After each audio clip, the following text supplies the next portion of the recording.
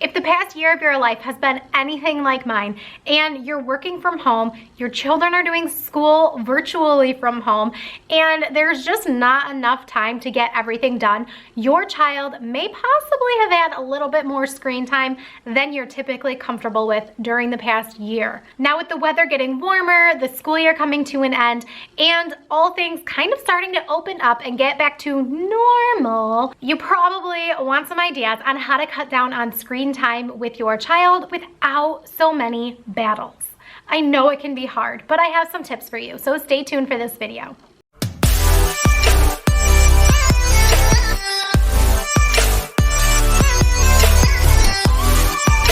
My name is Missy Yano. I'm the owner of Slumber and Bloom. I'm your pediatric sleep consultant, potty training coach, and basically your mom life bestie. So if you like videos on sleep training, potty training, and all things motherhood, then subscribe to my channel and click the bell so you get notified every time I put out a new video. So we all hear that too much screen time is not good for our kids, but do we really know why it's not good for our kids?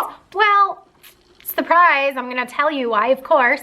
So the number one reason is because kids thrive on being social, and kids really learn through hands-on experiences and learning through play. And if your child is just sitting on the couch watching TV, they're not playing. And while they may be watching an educational show on TV, they're really not learning as much as they would be if they were out in the world learning things firsthand.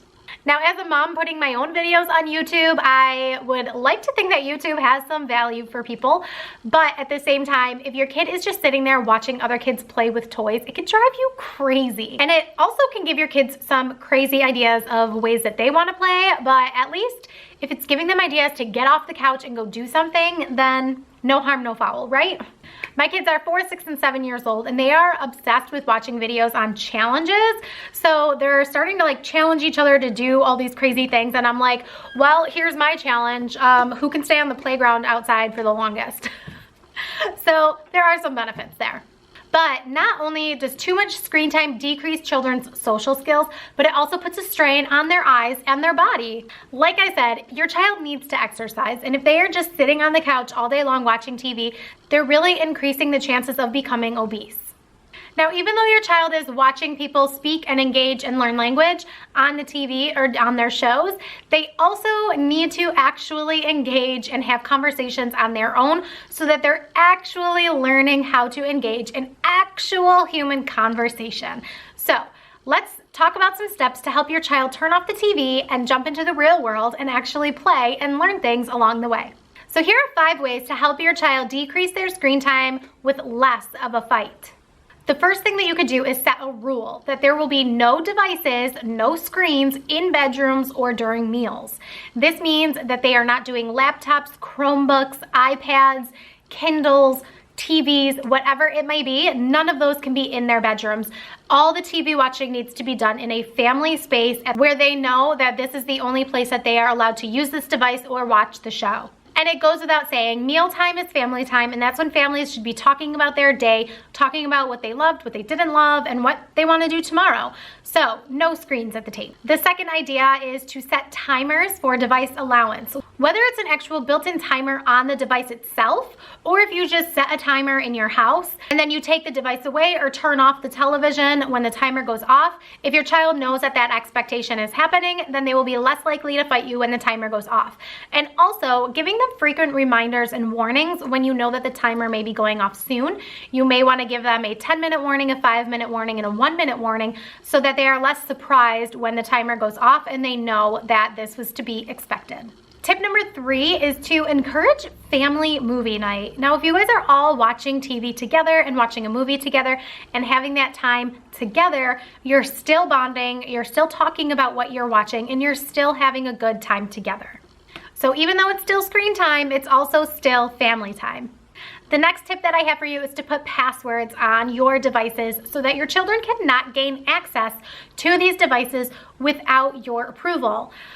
This is something that has been a struggle for my family this year. I will not lie about it because the school district has provided my children with Chromebooks. They have full access to their computers. Now, luckily, they do not have things like Netflix, Hulu, Disney Plus, or any of those things on their devices. but they do have YouTube. And now, even though we have banned our kids from being allowed to watch YouTube, it doesn't mean that they're not watching it behind our backs. And we always check the history of their computers to see what they're watching. And we are definitely ready to give these Chromebooks back to school because I don't want it in my house anymore. But if it is something like an iPad or a different kind of laptop or something that you have that your child does have access to, just put your own password on it and don't give the password to your children. The same goes for your cell phone. I have never, ever given my kids the password to my phone because it's just that, it's my phone. It is for me. First of all, my entire business is on my phone, so I need it accessible at all times. But also, I don't want them breaking it. I don't want them touching things. I don't want them buying things from Amazon or, you know, whatever. I don't want my kids on my phone. They don't need that kind of freedom. They don't need that kind of access. So password protect your stuff. And then the last thing, this is the exciting one, is that when you know that the timer is going to be up on your child's TV allowance, that you can tell them that you have something really exciting planned for the afternoon or for the evening or whatever time it might be. But I would highly, highly, highly encourage taking your child out to do something fun, even whether it's just going for a walk, going to explore, going to a playground, or going to visit a friend. Whatever you find that your child is going to be excited about, plan something like that for after they've watched TV. You do not want your child watching TV 1 to 2 hours before bed. So the last thing that I would encourage you to do is have them go from watching TV for, 1 to a million hours all day long to going to bed. That is just going to be a disaster. Something that I did in my house was actually I put a 4 on a little Post-it note and I put it right above the oven clock so that the kids could see that unless the clock said 4 o'clock, that they were not even to ask if they could watch something on TV, because the answer is always no. I tend to try and only let my kids watch TV, and this was pre-pandemic. Things have obviously changed since then because we're home 24/7, but I try to strive to only let the kids watch TV during the hour that it may take me to make dinner. So as soon as life is back to normal, that rule will go back into effect. And I'm hoping that with all the other activities that the kids may be doing, that they won't really throw a fit.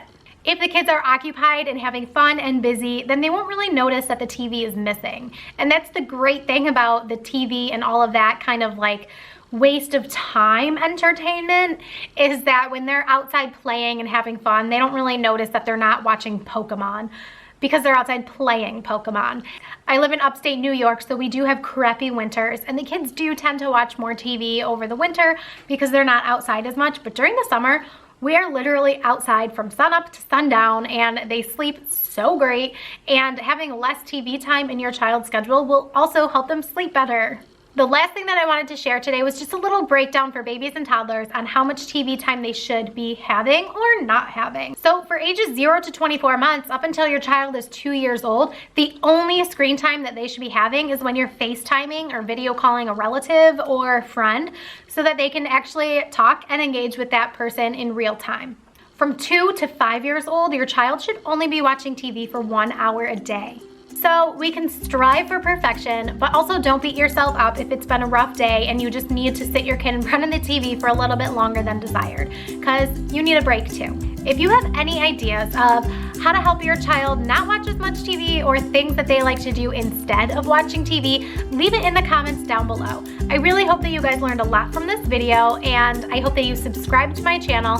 Give this video a thumbs up if you liked it. Check out these videos while you're waiting for my next video to come out, and keep blooming. Mwah!